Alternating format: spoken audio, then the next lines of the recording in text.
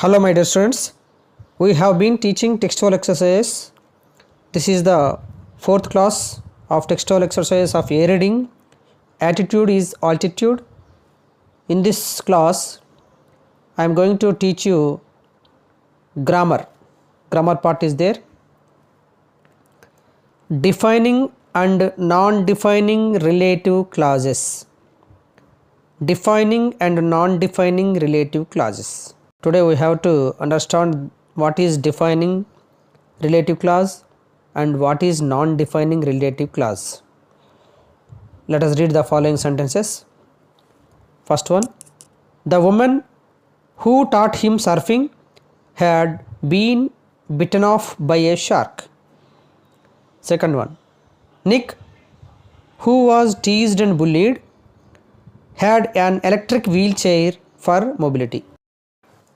Observe these two sentences and underlined parts of the sentences.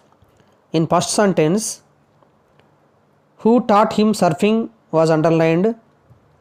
In second one, who was teased and bullied was underlined. So, what difference do you notice between sentence 1 and 2? Here is the question. తేడాని observe చేసావు sentence 1 కి 2 కి. Let's see. In sentence 1, the relative clause defines the woman. It is a defining relative clause. Relative clause, who taught him surfing. This is called as relative clause. ఈ who taught him surfing అనేటటువంటి ఈ relative clause ఆ woman గురించి define చేస్తుంది కాబట్టి the women who taught him surfing, ఎవరైతే surfing నేర్పారో ఆ ఉమెన్ గురించి మనకి ఇక్కడ తెలియజేస్తుంది. ఆ ఉమెన్ని డిఫైన్ చేస్తుంది కాబట్టి this is defining relative clause. In sentence 2, this is the relative clause. Who was teased and bullied was the relative clause. So here the relative clause who was teased and bullied ads extra information about Nick. Nick గురించి extra information add చేసింది. Nick who was teased and bullied, ఎవరైతే teasing గురి చేయబడ్డారో అవమానించబడ్డారో అని Nick గురించి extra information ఇక్కడ ఇవ్వటం జరిగింది. ఈ రిలేటివ్ క్లాజు ఎక్స్ట్రా ఇన్ఫర్మేషన్ని నిక్ గురించి యాడ్ చేసింది. ఇట్లా ఎక్స్ట్రా ఇన్ఫర్మేషన్ ఇచ్చేటటువంటి రిలేటివ్ క్లాజ్ని నాన్ డిఫైనింగ్ రిలేటివ్ క్లాజ్ అంటాము. This is a non defining relative clause. Defining relative clause అయితేనేమో ఆ యొక్క సబ్జెక్టుని డిఫైన్ చేస్తుంది. సబ్జెక్ట్ని డిఫైన్ చేస్తే, సబ్జెక్టుని నిర్వచిస్తే అది డిఫైనింగ్ రిలేటివ్ క్లాజ్.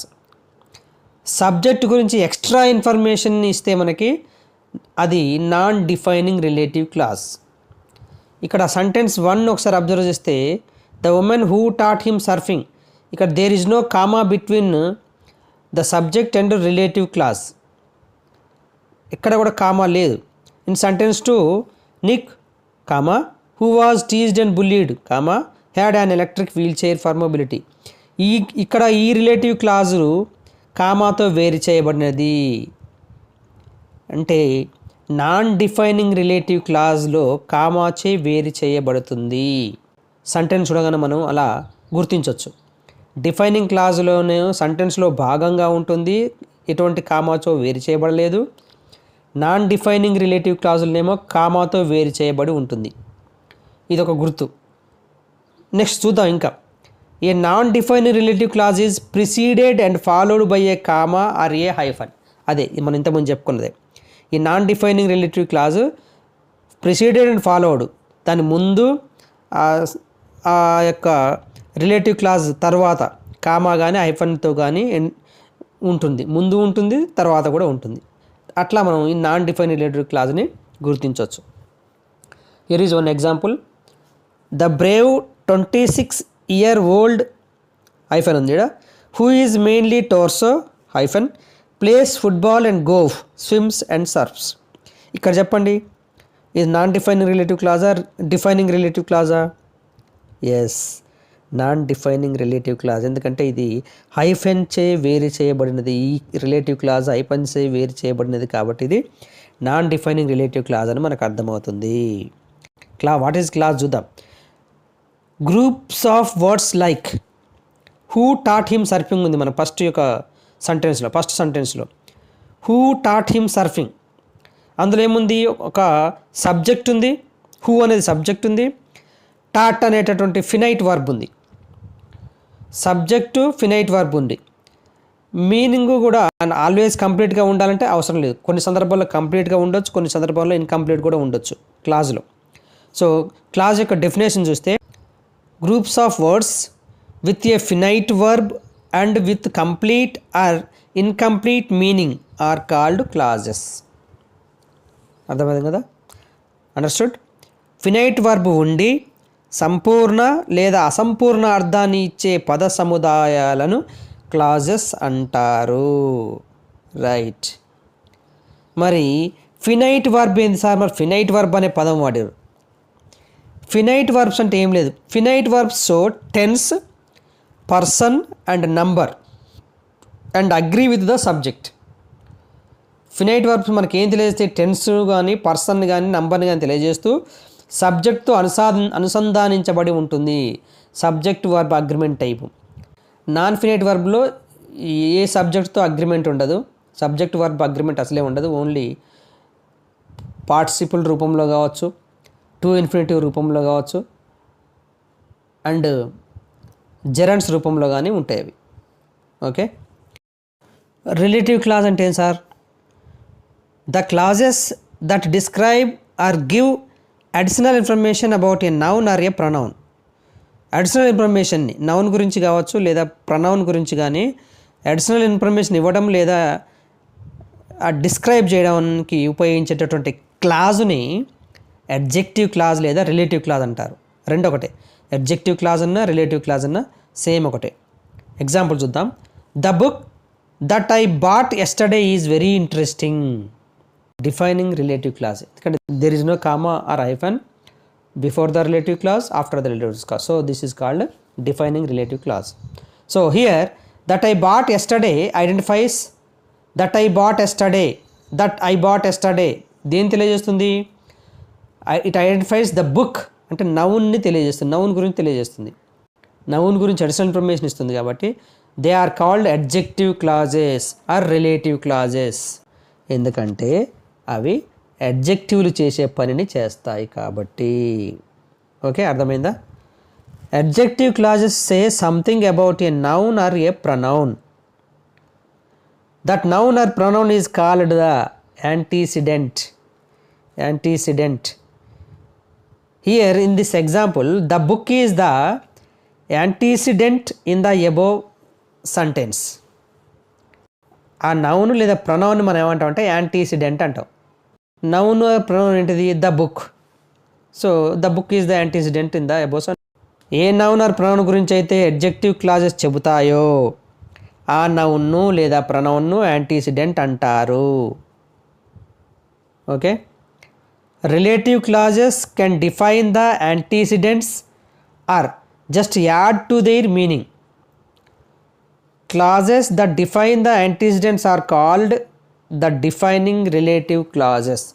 మనం ఫస్ట్ స్టార్టింగ్లో చెప్పుకున్నాం defining relative clause. The man who is standing to your left is my cousin. Who is standing to your left is my cousin. Defining relative క్లాజా, నాన్ డిఫైనింగ్ రిలేటివ్ క్లాజా? Defining relative clause. ఇప్పుడు non defining relative clause చూద్దాం. Clauses that just give some extra information about the antecedents are called non defining clauses. Give some extra information ఇస్తే అవి antecedents గురించి, అది non defining relative clause. Example చూద్దాం. This book which is a recent publication talks about democracy. ఇక్కడ చూడండి, book గురించి extra information ఇచ్చింది, recently publication అని ఎక్స్ట్రా ఇన్ఫర్మేషన్ ఇచ్చింది. ఇది non defining relative clause. So defining clauses are essential parts of the sentence. ఈ defining clauses అనేవి సెంటెన్స్కి అవసరం, essential parts. Without them the sentences become incomplete. Hence no commas separate them from the main sentence. ఈ defining clauses అనేవి చాలా అవసరము సెంటెన్స్కి. అవి లేకుండా సెంటెన్స్ కంప్లీట్ కాదు కాబట్టి మనం కామాస్ కూడా ఎక్కడ కూడా సెపరేట్ చేయవు ఆ సెంటెన్స్ని. మెయిన్ సెంటెన్స్తో సెపరేట్ చేయకుండా కలిపే ఉంటాయి. డిఫైనింగ్ క్లాజ్ కలిపే ఆ సెంటెన్స్ మొత్తంలో కలిపే ఉంటుంది. Non defining clauses are optional. Without them also the sentence are complete. Hence commas separate them. Non defining clause అనేవి ఆప్షనల్ అన్నవి. ఆ యొక్క నాన్ డిఫైనింగ్ క్లాజ్ లేకపోయినా కానీ ఆ సెంటెన్స్ కంప్లీట్ అవుతుంది కాబట్టి కామాస్తో సెపరేట్ చేస్తాం వాటిని. Okay. In this grammar part we have 2 tasks. Here now task 1. Read the text again and identify some more defining and non-defining relative clauses. ఏ రీడింగ్లో నిక్ విత్ 6 స్టోరీ చదువుదాం ఒకసారి. అందులో ఐడెంటిఫై చేయమంటున్నాను defining and non defining relative క్లాజెస్ని. First one is Nick has a small foot which helps him balance. ఇక్కడ మనం కామాతో రిలేటివ్ క్లాజ్ని సపరేట్ చేసాం. విచ్ హెల్ప్స్ హిమ్ బ్యాలెన్స్ అనేది relative clause. This relative clause was separated by a comma. So this is non defining relative clause. Second, Nick who was born in Melbourne now lives in Los Angeles. ఇక్కడ కూడా relative క్లాజ్ని కామాతో వేరు చేయబడింది. కామాతో ముందు తర్వాత కామాతో వేరు చేయడం జరిగింది. Who was born in Melbourne అనే relative clause.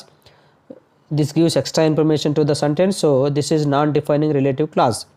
Third one, I read about a disabled man who had managed to achieve great things and help others. In this sentence, who had managed to achieve great things and help others, this is a relative clause. Without this relative clause, a sentence, there is no meaning for the sentence, there is no complete meaning for the sentence. So this relative clause is a defining relative clause. Fourth one, I decided to give people the courage that the article had given me. In this sentence, that the article had given me is the relative clause. So without this clause, there is no completion of the sentence. So this is defining relative clause. This relative clause defines the subject. So this is defining relative clause. Fifth one, Nick, who later achieved a degree, says this. Ikkada who later achieved a degree అనేది relative clause. This gives an extra information to the sentence. So this is non-defining relative clause. Complete the sentences with defining or non-defining relative clauses. Right. Complete చేద్దాం sentences ni. First one, this is the peaceful place dash. ఈ sentence fulfil చేయడానికి which I visit every day అనే sentence relative క్లాజ్ని తీసుకున్నా. This is the peaceful place which I visit every day, defining relative clause. Right. Second, the Mahaprasthanam is a popular book dash. I completed this sentence with which is included in many textbooks. Yes, this relative clause gives an extra information. So this is non-defining relative clause. Suresh dash has left the school just now. Suresh, who is our neighbor, has left the school just now. This relative clause, who is our neighbor, gives extra information to the sentence, so it is non-defining relative clause. Fourth one, is this the street dash question mark. Right. Is this the street which you have asked for? Without this relative clause, there is no complete meaning, so this is defining relative clause. Fifth one, the express dash has just arrived. The express that goes to Delhi has just arrived. Without this relative clause, the sentence has not completed. So this is the defining relative clause.